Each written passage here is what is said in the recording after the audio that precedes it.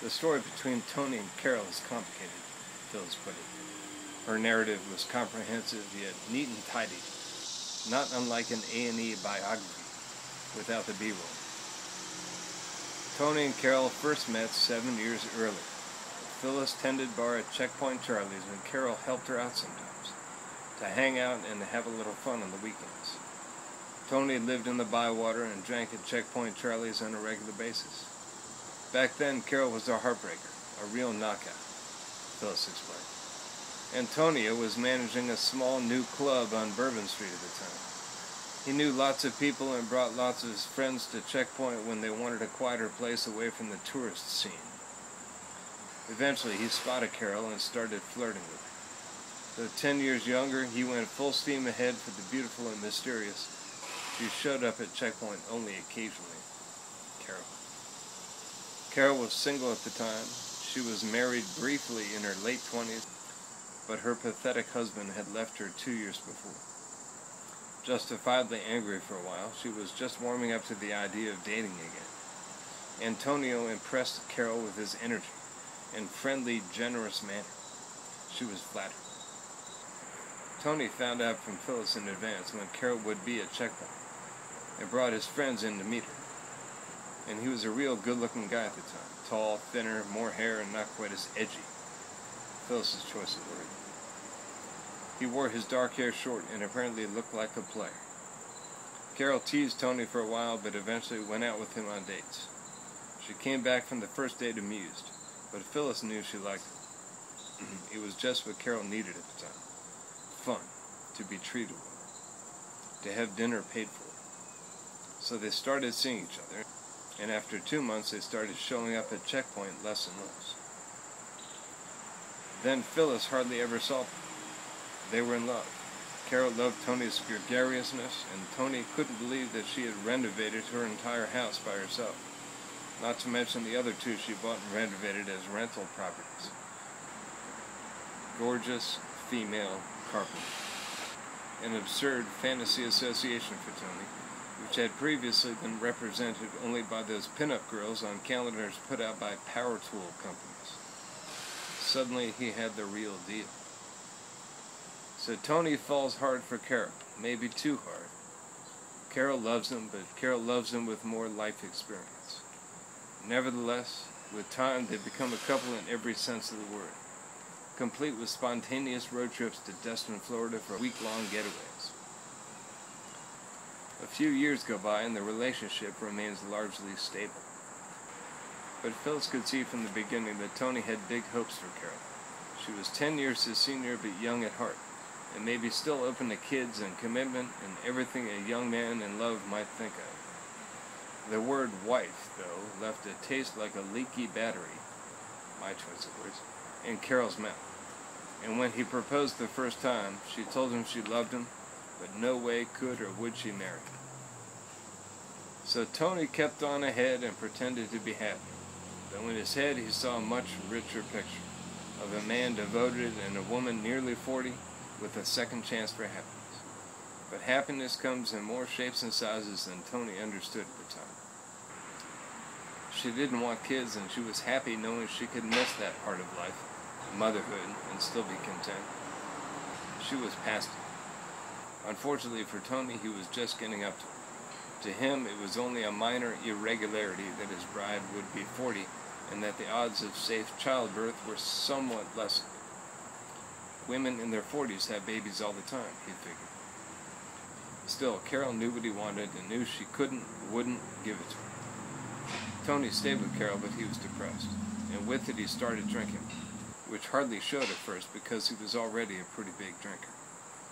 He found some of his friends again, and his and Carol's relationship entered a new phase. They had a new understanding, in a melancholy way, and no longer spent all their nights together. Carol encouraged him to see his friends and became increasingly conscious of the disparity in their needs, in their timelines. Sure, she liked the fella, but there was a fork in the road. But still he loved her, and it hurt like a Ginsu knife in the gut. Carol was pulling back, and that only compounded his disappointment. "Why are you leaving me?" he would yell at her in the middle of a restaurant. "I can't believe it." You're going to leave me just because I love you." Then Tony started drinking, quite a bit.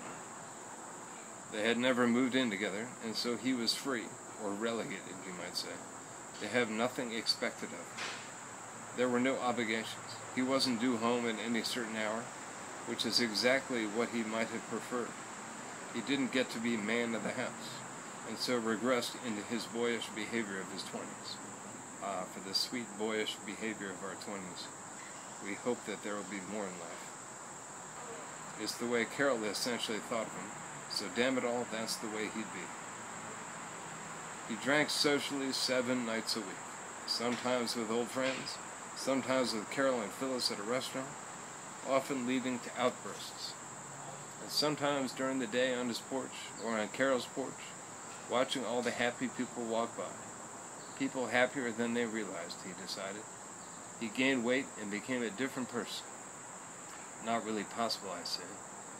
He was living in hell, he would complain, and everyone knew it. Apparently, he said he used to be in limbo, then reached for paradiso and fell back to hell. Poetic.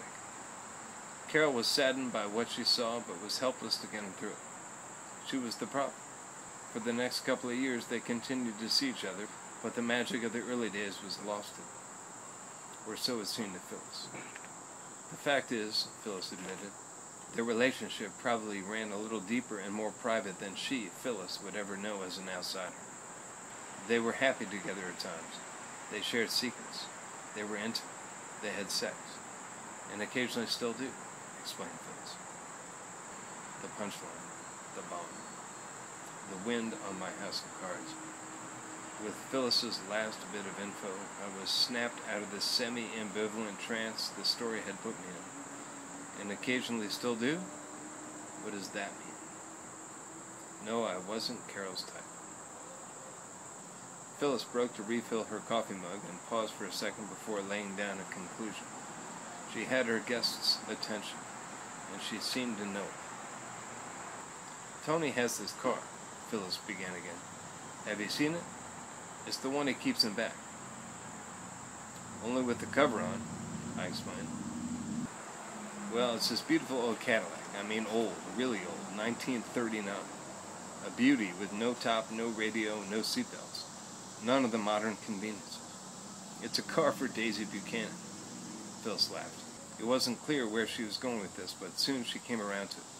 When they first started seeing each other, she used to love riding around it. They would drive it all the way to Gulf Shores and Biloxi, once even Tampa. And who could blame her? The car's a beauty. But eventually, a couple of years into things, it started to bother her very practically that the car didn't have seatbelts. Coincidentally or not, this is right about the time Tony decides he wants to marry her. Carol is pulling back, and a couple of times when Tony goes around to pick her up for a drive to Mandeville or to Grand Isle or Fourchon Beach, she uses the seatbelt issue as an excuse not to go. She would talk him into spending the day in Mid-City, and after a couple of these deflations, as silly as it sounds, the relationship took a sharp turn toward the less romantic. "It never bothered you before, Carol," Tony would tell her angrily. He knew it was a bad point to push, and so he shopped around for another car. That's when he found the Bronco. But by then it was too late. Carol had talked herself out of love with him. Her cautious side had been given too much stretching room, Phyllis had figured. She still loved him in a way, but from that time on, she knew she would manage him. Any chance for her to lose herself in the relationship, in the good way, had long since passed, according to Phyllis. "You know how guys in love are," Phyllis added, as if to better explain Tony's irresponsibility. "What about the husband? What happened there?" I asked her when she'd paused to collect her thoughts. Lowering her coffee from her lips, Phyllis nodded and then began again. Steve Duggan was his name. Known to many in mid-city circles as a gutless loser, started Phyllis. Steve's dad got sick and Steve freaked out. He lost his shit, that boy. Best wife in the world, and he left her because he couldn't deal with his dad being an invalid. Ever heard of such a thing? Carol was helping him and it only made him crazier. The deal was, as Carol later told me, that he and his father had some seriously unresolved issues. And when the old guy got sick, Steve wanted nothing to do with taking care of him. The guy basically flipped his lid and took off for California. He and Carol had been married for just a year. Wow, what a freak. Was she crushed? I asked Phyllis inquisitively. They got married when she was 29. Steve was 30. She just got over it, eventually. It wasn't like they were childhood sweethearts. They met in their late 20s and got married 6 months later. It wasn't what you'd call a match made in heaven either. We all used to party a lot back then, and just like Tony, Steve was so afraid of losing her that he proposed. The difference was Carol was young and thought, what the hell? Why not give it a try? So they got married. And then it fell apart. Well, for 6 months, things were fine. Nothing changed. We all kept partying, but then Steve's dad had the stroke and lost his ability to care for himself. He wasn't that old either. Then 6 months later, Steve's in California. And Carol moves on? Yes, and Carol moves on. Phyllis seemed suddenly exhausted by all the narrating and exhaled heavily. She shook her head and smiled. God, that was such a long time ago. I guess it was. Sorry for all the questions. Oh, that's okay. How do people get acquainted anyway? They tell old stories, right? Right. Just don't ask me about my own love life, Phyllis said, laughing. And it was funny. We hardly knew each other, but we had figured out that neither of us wanted our lives pried into. No, I assured her. 3 failed love affairs is plenty for one night. I'd slipped. I'd meant to say 2. 3? What's the third? Asked Phyllis. But she knew. I purposely didn't answer, and in a few seconds she let out a small laugh. An impressively low-key laugh. It was time to go. Almost midnight, according to Phyllis's stove clock. I walked to the back door and Phyllis followed. She pushed open the screen door and stood sideways with her arm out to hold it. With one last gracious thanks to the fine dinner, I was down the steps and out. Harmlessly, I allowed myself one final thought or two about the fine Phyllis physique. Watching her stand and cross the room to the door perpetuated an independent late-night spark. A gift.